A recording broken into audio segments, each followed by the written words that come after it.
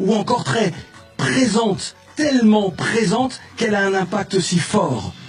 On la voit sur des couvertures au même niveau que le président Issoufou ou Kamala Harris. La génération consciente a voulu lui passer ce coup de fil du soir afin que vous fassiez connaissance, plus amplement connaissance, avec la présidente de la team RM. Rekia Madougou, merci infiniment d'avoir accepté notre invitation. Merci Claudie pour cette invitation, c'est un honneur. Qu'est-ce qui explique tant d'énergie déployée et sur tous les fronts et dans bien des domaines, nous allons les évoquer?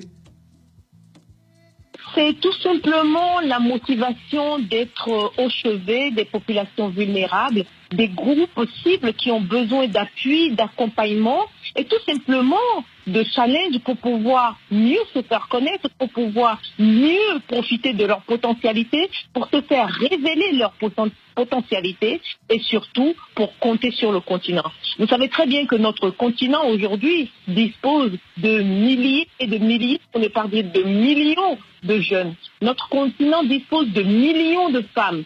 Et pourtant, ce sont des groupes cibles qui, la plupart du temps, sont marginalisés lorsqu'il s'agit de se retrouver dans des institutions ou des organes de protection. Et moi, justement, j'ai cette motivation et cette volonté de montrer que les potentialités des jeunes et des femmes du continent peuvent être capitalisées. Et pour ce faire, justement, il faut les aider à faire éclore leur talent et leur plein potentiel. L'esprit de la génération consciente, c'est véritablement à la fois de comprendre et connaître les difficultés, les embûches, et cela depuis très longtemps, mais surtout d'apporter des solutions. C'est ce que vous faites, cher Rekia, et merci à la fois, je le disais tout à l'heure, les femmes sont là dans les cercles du pouvoir, mais il faudrait qu'elles soient en tout cas bien plus présentes, plus nombreuses, et vous associez à la fois les femmes, ce combat des femmes, combat légitime, mais également toute cette jeunesse qui a soif de réussite pas individuelle, mais réussite collective, et pour le continent. C'est ça le combat. Absolument, absolument, et c'est pour ça que je vous félicite également, parce que c'est ce que vous faites à votre niveau, la sensibilisation justement, par rapport à ce que la jeunesse peut elle-même projeter son avenir, projeter son imagination et se dire que tout est possible lorsqu'on allie effort, citoyenneté économique. C'est-à-dire que nous devrons tous œuvrer à faire éclore en chaque citoyen africain, en la jeunesse africaine, au sein de la gente féminine, cette notion de citoyenneté économique, c'est-à-dire la capacité qu'un individu peut avoir à se rendre disponible, à se rendre capable pour contribuer à la création de la richesse de son pays ou simplement de sa communauté. Ça peut être son quartier de ville, ça peut être son village, ça peut être son pays ou même sa région. Et donc, il est important aujourd'hui de construire des mécanismes, de construire des curricula qui aident justement cette jeunesse, qui aident la gente féminine africaine à comprendre que véritablement, cette jeunesse et cette gente féminine sont une richesse pour le continent. Je suis allé lire ici et là, et c'est vraiment pour cela que je voulais que l'on vous entende dans cette séquence de la génération consciente de cette Afrique qui gagne. Vous êtes, et c'est ce que les uns et les autres écrivent, même des personnes qui ne sont pas forcément d'accord avec vous, finissent par dire, finalement, je me rends compte de tout ce que vous faites, de tout ce que vous êtes, et vous êtes une personne inspirante. Votre ouvrage, Soigner les certitudes, a été préfacé par une grande personnalité du continent. Oui, tout à fait. Le président m'a fait l'honneur de signer la préface de mon ouvrage. Et pour moi, c'est d'abord et avant tout un accomplissement. Pourquoi c'est un accomplissement? Parce que le président m'a inspire beaucoup de jeunes sur le continent. Pour ma part, il était important de m'associer à sa vision de libertisme à laquelle il associe le social. Il est important sur le continent. Sur un continent où la majorité des pays sont pauvres, dit-on, il est important d'associer au mécanisme de développement des couloirs qui permettent de répondre aux besoins des plus vulnérables en les associant au processus de création de richesse, au processus tout simplement d'autonomisation.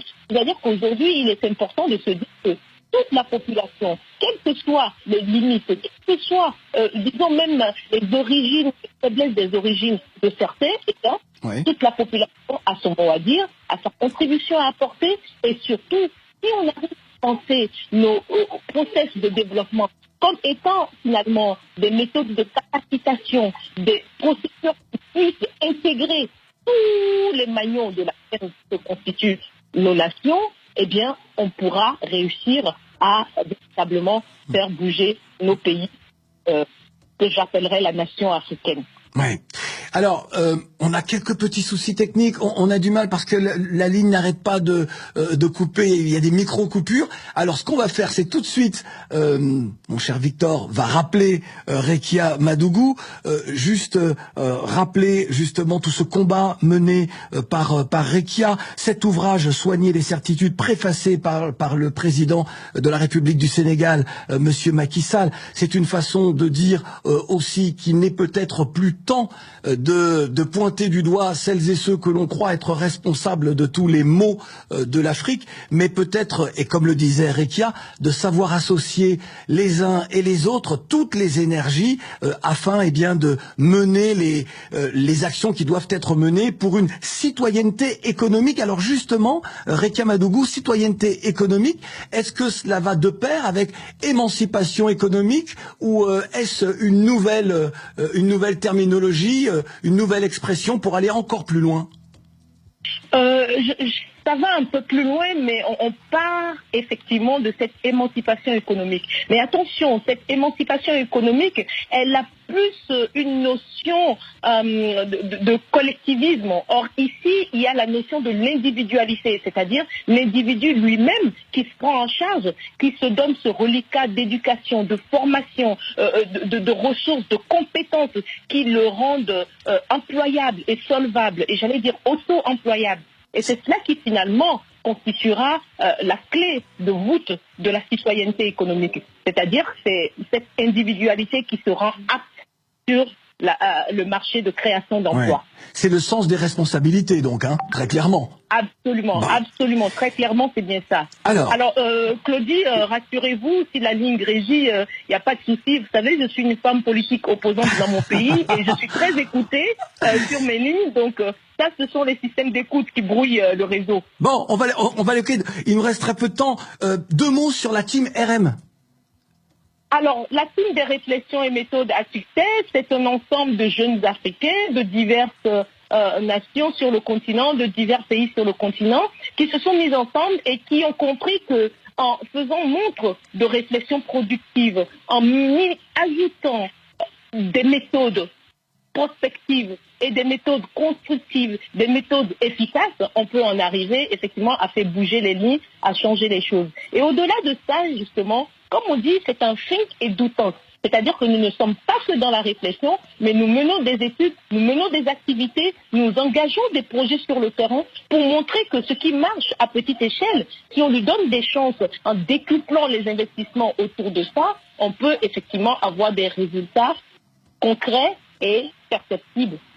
Le monde de la finance n'a de toute évidence, hein, et c'est ce que l'on sait de vous, n'a pas de secret, mais je sais que beaucoup se disent mais c'est un univers qui est hermétique, que nous ne pouvons pénétrer, intégrer, si je puis dire. Est-ce que la finance est véritablement ce qui va permettre justement cette émancipation souhaitée par beaucoup, ou est-ce que l'Afrique, comme beaucoup le pensent d'ailleurs, est en marge de ce monde de la finance? Alors, le monde de la finance permettra à l'Afrique de s'en sortir à une seule condition, que ce soit la finance à visage humain.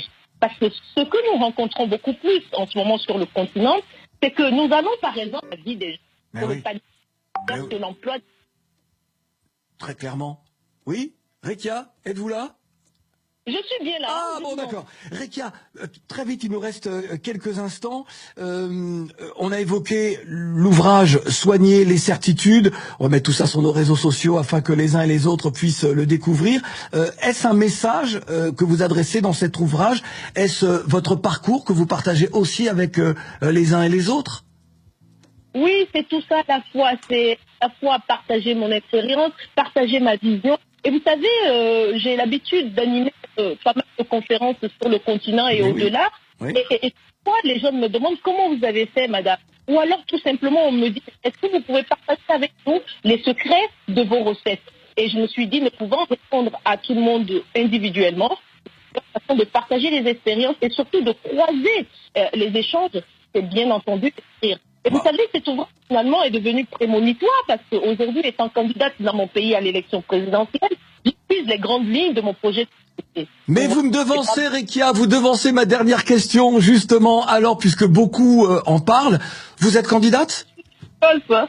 Oui, tout à fait. J'ai le plaisir d'informer vos téléspectateurs, ou plutôt vos auditeurs, que je suis candidate à l'élection présidentielle dans mon pays. Je porte la voix des sans-voix, je porte la voix des jeunes, je porte la voix des femmes, je porte la voix de tous ceux qui ont envie que le pays renaisse de ses cendres, redevienne le démocratique connu, que le pays également fasse confiance à ceci et à cette. Oui, je suis candidate à tout cela. Malheureusement, pour l'instant, le pouvoir ne veut pas de compétition.